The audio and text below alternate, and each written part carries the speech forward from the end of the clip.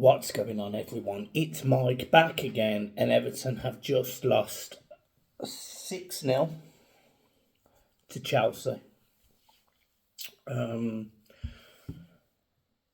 We didn't get a chance to do a preview for this game, and I apologise for that. But I wasn't hopeful anyway, because Chelsea had seemed to turn a corner.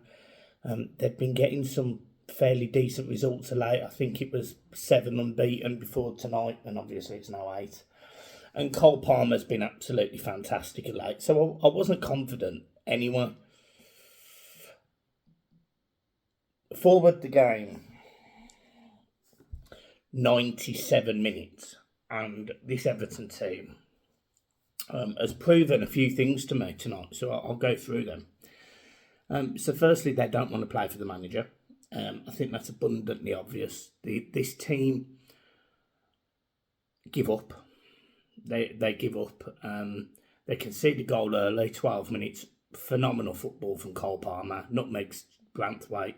Then manages to flick it round the corner to, I think it's either Manweke or the other guy up front. Fantastic feet. Gets it onto his left foot and curls it past Pickford from outside the box. Jackson. Makes it 1-0. But to be honest, even if you don't talk about the goals, we were so poor defensively. Our midfield was nowhere. The middle two were appalling tonight in terms of Onana and Garner, who started the game. Both giving away silly fouls. Onana going for Hollywood balls.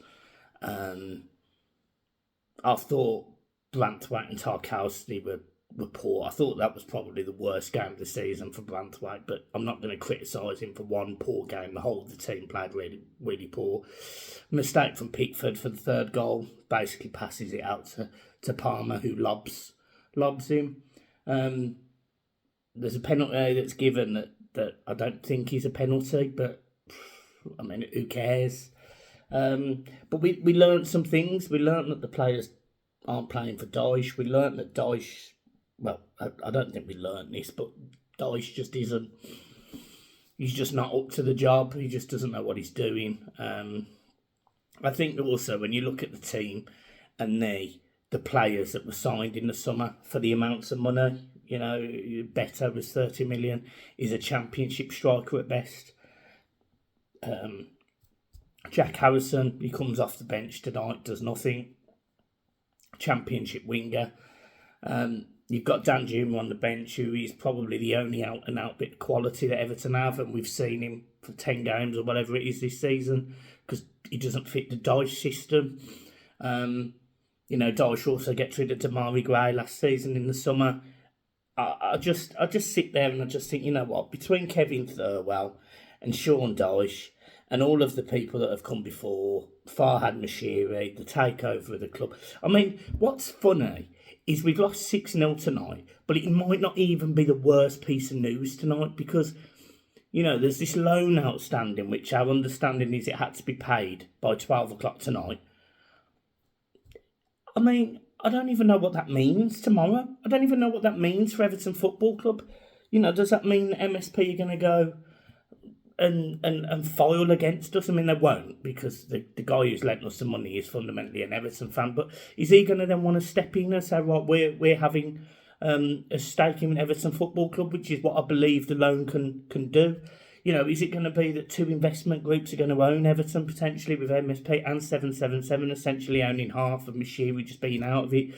Moshiri's there showing his face tonight at Stamford Bridge, which for me is a joke, but I'm also glad he's seen what 900 or 800 million pound invested has got, because that is fundamentally, you know, that is the signings of Rooney and Sigurdssons and Balassis and Claessens and Schneiderlins, and, you know, let's keep going. You know, the Betos of this world, the Cenk Tosuns of this world, the Theo Walcotts of this world.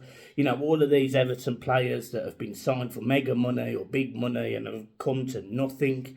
You know, it's absolutely ridiculous when you look at some of the players that other football teams sign for even less than what Everton have paid on players. and we are where we are. I'm pretty sure Carney Chukwuemeka, who was signed from Aston Villa in the summer to Chelsea, I'm pretty sure he was £15 million. Very good footballer. He's only been given, I think, 4 games at Chelsea or something this season. He's a great footballer. He walks into Everton team. There's very little players that Everton will make money on. The team has no pace, and again, you look at some of the players that we've got rid of that have had pace. Niels Nkonku, Ademola Lookman. You could argue and put Theo Walcott in there, I suppose, but by the end, his legs had gone. But Everton have had this really poor style of play for years. It's slow, it's lethargic, it's been like it forever. And instead of going for young, quick players who, do you know what, they don't even have to be technically brilliant. They just have to be able to carry the ball at pace, because we don't have anyone. We literally don't have anyone who can carry the ball at pace. I mean, Manweki tonight, I know he's had a strop for the penalty, and I know that, people might question his attitude. But there's no doubt when he gets the ball to feet and he's direct, he's dangerous. And Chelsea get rid of these players. Hudson-Odoi is currently at Nottingham Forest, and he would improve us. It's actually comical. It's actually comical when you sit there and you think we spent £12 million on Neil Mulpay, £30 million on Beto, £15 million on Chimita. Chimita's sat on the bench until the 88th minute. He goes to bring him on, and then Patterson gets injured, who we spent £12 million for. You got Vitaly Mikalenko, we spent £20 million for, and he can't go forward. I mean, he can defend, he's a decent defender, but he can't go forward. You just, people talk about P&S, profit and sustainability, and financial fair play, and the mess that Everton are in. Look, there is clubs that get away with a lot worse than we do. You look at Chelsea selling hotels to different companies within their group, and they're getting away with it, albeit it looks like it's been investigated now. You've got Everton, who just simply don't have a pot to piss in. And this Everton team, it's clear they're not playing for the manager. The manager, look, he's tactically inept. And the problem is we all, I think, know it. And yet, he'll get given a free chance because there's no one that will sack him. If Moshiri cares about this football club, and we're going to be over profit and sustainability for next season anyway, and get another 6 points or 12 points or whatever it is, sack him. Sack him. You were there tonight. You've got the money, so just sack him. Just sack him. You've got 7-7 sitting next year. If that's the plan, if that's the route, do the last thing, put us out of our misery and get rid of him. And I actually don't care who you bring in until the end of the season, because surely anyone with an ounce of brains can sit there and go, okay, right, so our best goalkeeper's Jordan Pickford. Our best right back is probably Coleman, if not Patterson. It's definitely not Ashley Young. Tarkowski, Branthwaite and Vitaly Mikalenko, up until tonight, they'd only conceded 32 goals. They've conceded 38 now. Fine, we can live with that, but we need to score more goals. Then you look at the midfield and you go, right, we need an engine in there in Ghana. We need a ball player in Andre Gomez, and we need a Nana who, I do question what he's good at and how he's rated as highly as he is. And I'm not saying he's not a good player, but he goes missing so much. But there's my 3. And then it has to be Calvert-Lewin, it has to be Dan Juma, and it has to be Dwight McNeil. That's the front 3. And I'm fairly confident that group of players scores more goals, is more creative. Andre Gomez was on the pitch tonight. He gave away 2 passes. He probably touched the ball more than any Everton player tonight. Would be up there, I suspect. And I'm not saying Andre Gomez is brilliant, by the way, but you need someone who's composed and can keep the ball, and he can do that. I just sit there and I laughed. Doucouré's been awful since he's come back from injury. He'll get a new contract or something. I think he might even have one. You've got players that are out of contract in the summer. You've got no money to replace them.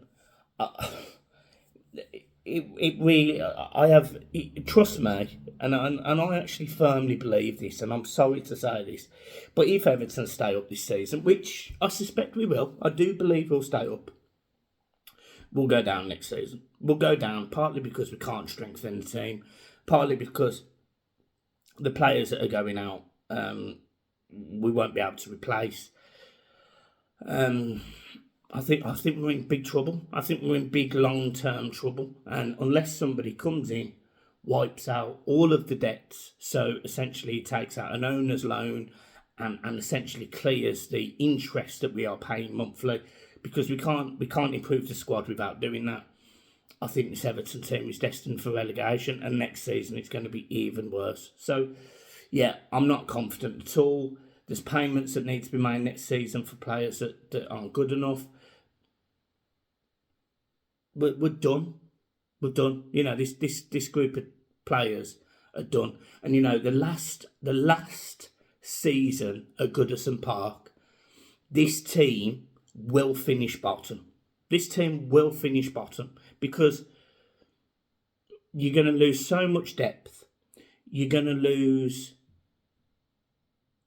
your best player and then another decent player in Onana and Branthwaite. You've not got the goals. You've not got the creativity. You've not got the pace. We're done. We're done. We're done. And the only way of replacing them is to sign 3 transfers. And I don't think 3 transfers in this market right now are good enough to keep this football team up. And also, on top of that, we need to reduce our wage bill. So how are we doing that as well? Because as it stands at the minute, we're already over the new regulations that are going to come in the season after. So this football team, unless there's more commercial value and deals done, which were not attractive, Sean Dyche brand of football is not attractive. No player that makes you get up out your seat is attractive. This Everton team is about as likeable as a wasp. It's just not good enough. The whole thing is just not good enough. And I would say I'm devastated, but you know what? This is the accumulation, and tonight it sort of hits you. I've seen us lose 7-0. I've seen us lose 6-1, 6-2. I've seen us lose, 6-0, I think. I've seen us lose 5-0, 4-0. I think I saw us lose 4-0 in 3 weeks running under Moyes. I think it was Bolton and Middlesbrough, and I think whatever it was, 2005 or 6, I think it was. But I have never seen a group of players give up as much as they did tonight. Never. And, the sweat on the shirt, the, dying for the badge sort of mentality that Dyche says that he has. He talks waffle. I've got no doubt he'll come out and say when Michael Keane come on, he steadied the ship, which we all know that was more luck than judgment. Yeah, we're just awful, and the only reason that we're going to stay up this season, I suspect, is because the bottom 3 teams are even more awful. And even that, you can't really criticise Luton because they've beat us twice this season. So that I'm not even digging them out for that. The facts are, this Everton team have still got to go to Luton. I think the gap is 2 points. Yes, if the points were back, we wouldn't be in this argument. Fair enough. But we are where we are. This Everton team have got to play Forest. They've got to play Luton. They've got to play Sheffield United. And they've got to play Brentford. In my opinion, they've got to win these games. They've got to win. And I don't trust us to do anything. I mean, John texted me halfway through the game and he went, this team have got no confidence. They're going to go into this game at home. And honestly, if they're not playing for the manager, they have to play for us. And if they care about us, then they'll put in a performance. And if they don't, they won't. They won't. And I don't think they're bothered. I don't think any of them are bothered. So, yeah. I think we stay up, scruff of our teeth, scruff of our neck. And, Yeah, I'm not confident at all. But there you go. Keep smiling. Peace.